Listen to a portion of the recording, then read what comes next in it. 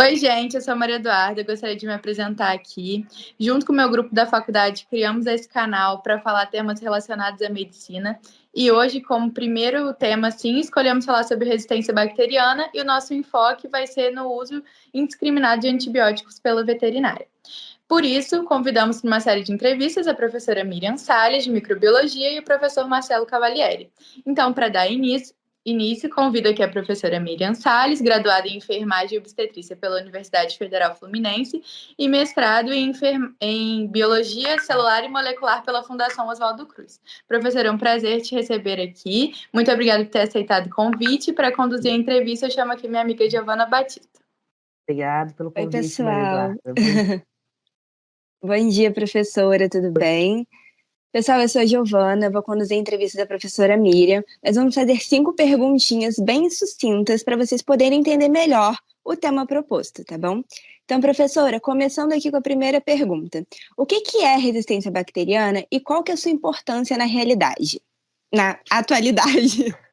Resistência bacteriana é quando a própria bactéria, como a gente já diz o nome, desenvolve reação contra os medicamentos que a gente acaba usando para combatê-la, né? Então, assim, na maioria das vezes a gente administra, prescreve antibacterianos, que são drogas que agem em bactérias, e quando você faz o uso indiscriminado ou o uso não seguindo os protocolos preconizados, essas bactérias começam a não sofrer o efeito esperado para essa medicação, né, de reduzir o crescimento dela ou até de matar.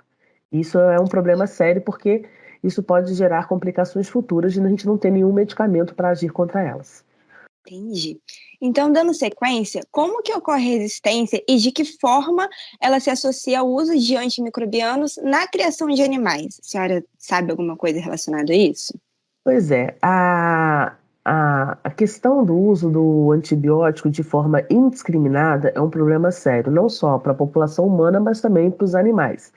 E no caso dos animais que a gente usa, os bovinos, para a produção de leite, isso é uma coisa muito delicada, porque esses antibióticos acabam sendo liberados no leite e podem ser consumidos pelos seres humanos. Então, assim, quando um leite bovino ele passa para ser analisado, para avaliar a qualidade do leite, não só na quantidade de bactérias isoladas, porque todo leite tem um mínimo de contaminação, mas é um material que também tem que ter possíveis resíduos de antibióticos. Então, a gente sempre orienta, né, que quando o animal faça efeito de necessário, né, para geralmente a mastite, que é a principal causadora da indução do uso dos antibióticos, seja necessário no uso desse animal, que ele fique de 24 a 96 horas sem ser liberado esse leite para consumo humano. Então, que deixe realmente para os filhotes lá que estão lá no pasto, né? Isso é uma coisa que reduz o resíduo do leite, porque quando esse leite já vem com resíduo de antibióticos, antibacterianos de uma forma geral, a gente não tem muito o que fazer. O que infelizmente pode acontecer é esse medicamento começar a causar alguma alteração nas nossas bactérias, porque a gente tem bactéria no nosso corpo, né, que formam que nós chamamos de nossa microbiota, e essa microbiota, então, mesmo não tendo a gente tomado diretamente o antibiótico para combater uma doença, mas essa microbiota indiretamente desenvolveu uma resistência pelo resíduo do medicamento ficou no leite. Então, isso é uma coisa muito delicada. E a gente sabe que as pessoas acabam fazendo e não separa esse leite, não descarta, por uma questão financeira, né? Fora os animais que fazem uso profilático de antibiótico para evitar problemas e redução da produção do leite. Entendi. Acabou que você já deu uma explicada até na terceira pergunta aqui, que seria de que forma essa resistência originada na criação de animais afeta os humanos. Você disse, né, a questão de atingir a nossa microbiota, até que indiretamente, mas se tiver mais algum comentário sobre esse assunto, a senhora fica à vontade, senão a gente passa para a próxima. Tá, na verdade, Giovana, o principal fator de resíduo é pelo leite, porque o leite é um material secretivo, é secreção da vaca, né? Mas, assim, existem estudos que mostram também a possibilidade de ter resíduos, sim, na carne. E não se sabe quanto isso pode influenciar, apesar da carne sofrer uma ação térmica, né? Mas a gente não sabe ainda o quanto de resíduo que isso pode sofrer, gerar e que pode causar no ser humano. Mas a gente pode passar para a próxima, que eu falo Tá demais. ótimo, então. Imagina, tá sendo ótimo. Então, a quarta pergunta. Quais são as bactérias presentes em produtos derivados de animais e como elas estão se tornando mais resistentes? E, além disso, quais os medicamentos que estão tendo sua função prejudicada? Sim, vamos lá. Vinculado à questão do leite, a gente tem uma incidência maior de Staphylococcus aureus, porque ele já está na estrutura tegumentar do animal mesmo, como a gente também tem, e Streptococcus agaláxia. Tanto que a gente faz na análise da qualidade do leite, a gente faz isolamento microbiano.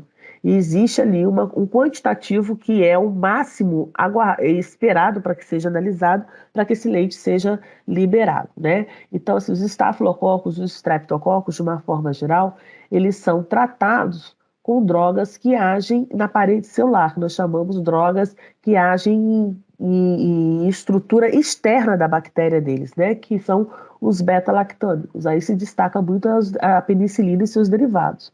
E a penicilina é a droga de primeira escolha para esse animal. Então, assim, além da penicilina, a gente sabe que eles usam muito vancomicina, clorofenicol, clindamicina, eritromicina. A vancomicina, então, é mais delicada ainda, porque as bactérias do intestino humano podem desenvolver uma resistência a esse fármaco, e é uma droga altamente potente, de última geração, e que pode desenvolver complicações críticas no indivíduo que fizer o uso indiscriminado desse fármaco. Então, assim, realmente é um problema que a zoonose, de uma forma geral, tem que ter uma fiscalização nesses locais que têm produção do leite e seus derivados, né? Outras bactérias podem ser encontradas em derivados de leite, como queijo, requeijão, se foi processado ou não, ou na própria carne, mas na maioria das vezes essas bactérias estão ligadas à questão de condição higiênica. O Staphylococcus aureus e o Streptococcus agaláxia está relacionado realmente à liberação da ordenha do leite. Entendi. Ótimo. Quais medidas, agora para a última perguntinha, quais medidas a sociedade pode tomar a fim de ser menos afetada com a resistência e se a diminuição no consumo de carne e derivados é uma das possíveis soluções? A carne é um problema porque o brasileiro acostumou com ela no dia a dia, né? É uma fonte proteica extremamente importante, uma fonte de cálcio significativa para o corpo humano. A gente não pode radicalizar muito, né? Mas se você tiver condições de reduzir o seu consumo, não consumir com tanta incidência, isso vai ser um ponto positivo para vários fatores. Fazer a substituição com outros alimentos mais saudáveis, alimentos crus ou derivados de legumes e verduras, é sempre um ponto positivo. Mas, assim, o que a sociedade tem que fazer? Primeiro, cobrar dos responsáveis pelo controle, né? Que façam realmente o seu papel. Preferencialmente procurar saber de onde vem a procedência desse derivado de leite ou dessa carne. Evitar fazer o consumo de coisas que você não sabe a procedência, né? Isso é uma coisa importante. Não para antibiótico, mas de uma forma geral, é importante você fazer uma desinfecção do leite. E a forma mais correta, caso esse leite não seja um leite pasteurizado, processado, que você faça o uso dele após ele ser fervido, né? Quando você ferve, você reduz drasticamente a carga microbiana que possa existir nessa secreção. Então, assim, eu sei que algumas pessoas ainda têm o hábito de tomar o leite cru, que tira lá da canequinha na hora da ordenha da vaca, mas isso não é o ideal para várias outras doenças, né? Então, é uma medida que é importante da gente ter controle. E o ideal também é fazer o uso de uma carne sempre bem cozida, bem passada, bem assada, porque não só vai evitar problemas, né, com o alimento, de evitar outras infecções bacterianas, mas até evita também algumas outras parasitoses intestinais. Então, assim, saber a procedência da carne, saber processar essa carne, saber guardar essa carne e comer imediatamente após o processamento ajuda muito. Com certeza, professora. Então, eu venho aqui em nome do nosso grupo te agradecer imensamente por ter disponibilizado seu tempo, né, para ajudar a gente. Muito obrigada mesmo. Espero que a senhora tenha gostado também e que a gente possa fazer mais entrevistas no futuro, né, relacionadas aos outros temas de microbiologia. E é isso, muito obrigada. Obrigada pelo... Entrevistas. Hoje vamos entrevistar o professor Marcelo Cavalieri, graduado em Medicina Veterinária pela Universidade Federal Rural do Rio de Janeiro e professor na área de saúde coletiva com foco em saúde pública e vigilância sanitária no curso de Medicina do Centro Universitário de Volta Redonda. Então, para conduzir a nossa entrevista, eu vou chamar aqui o aluno José Vitor.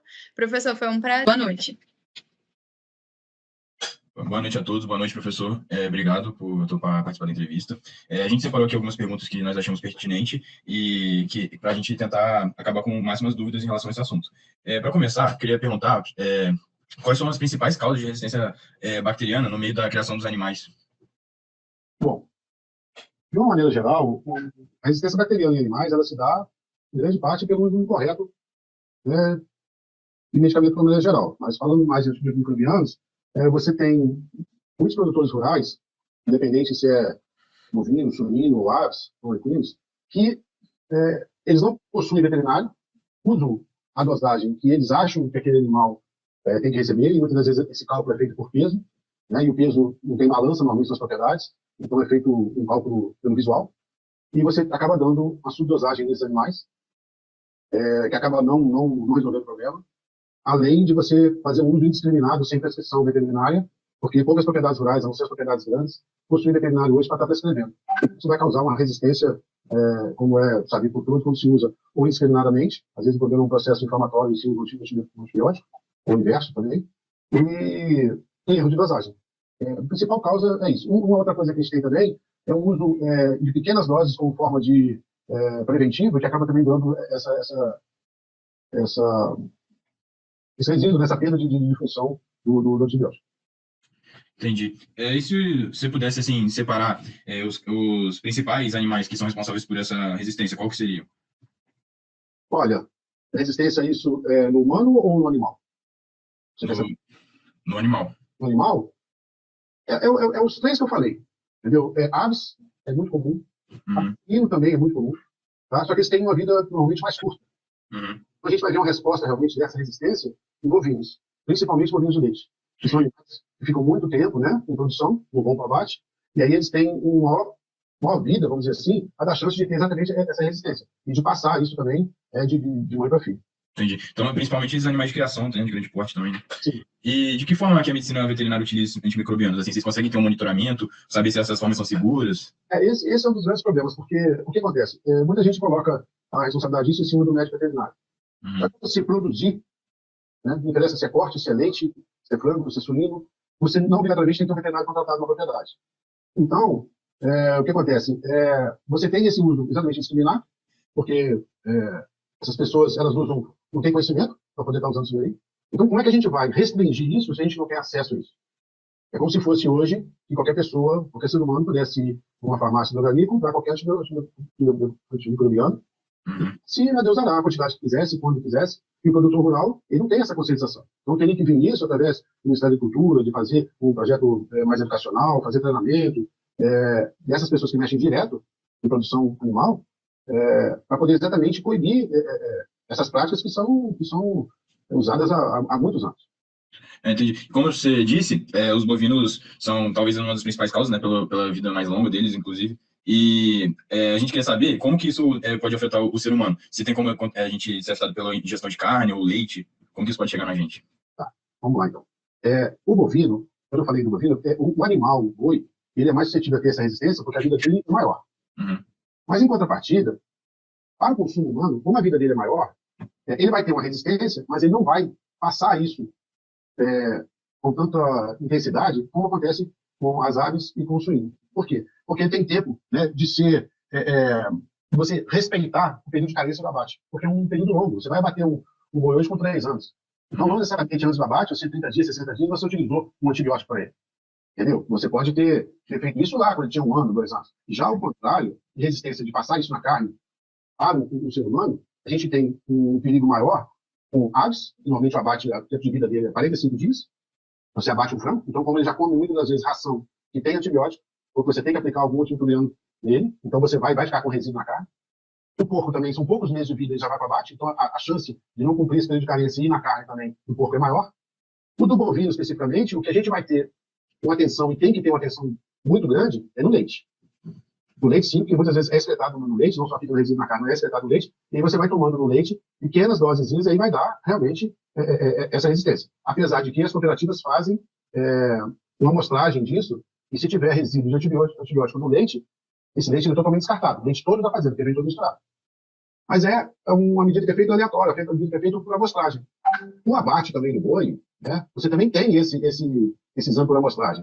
Só que é muito pouco em relação à quantidade de animal que é abatido. E só é abatido, e só acontece isso quando esse abate é feito em frigorífico. Né, em lugar registrado, com o CIF, né, com o Serviço de Inspeção Estadual, o Serviço de Inspeção Federal. Esses abates clandestinos, essas compras irregulares que existem, principalmente no Natal, vou comprar um porco na leitora, ninguém sabe como é feito isso. Nem o abate clandestino de boi, você não tem esse controle.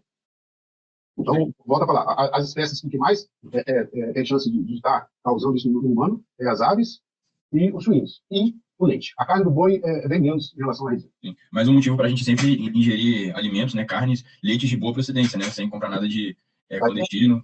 Aí a vigilância sanitária, porque é o mínimo que você exige exatamente isso. Porque pelo menos passa, nem que seja por amostragem, mas passa por uma fiscalização. Por exemplo, a amostragem do leite vamos supor que uma propriedade leiteira, ela tira 500 litros de leite por dia. Se tiver algum indicador ali que mostra que foi utilizado antibiótico naquele leite, ele vai perder numa vaca, ele vai perder uns 500 litros. Sim. Ele tem medo. Agora, quando você compra um queijo clandestino, queijo industrial clandestino, que vai ter resíduo também, um leite clandestino, aí então as pessoas fazem o que querem, porque, como eu falei, não tem responsável técnico lá, não tem veterinário, então eles usam indiscriminadamente qualquer tipo de medicamento. Sim, entendi. Então, para fechar aqui a nossa entrevista, a gente queria saber, assim, se existe uma maneira, assim, eficiente de combater esse uso de medicação indiscriminada, assim, como que isso pode ser feito? Bom, a primeira coisa que eu falo, e vou cansar de repetir, é a educação.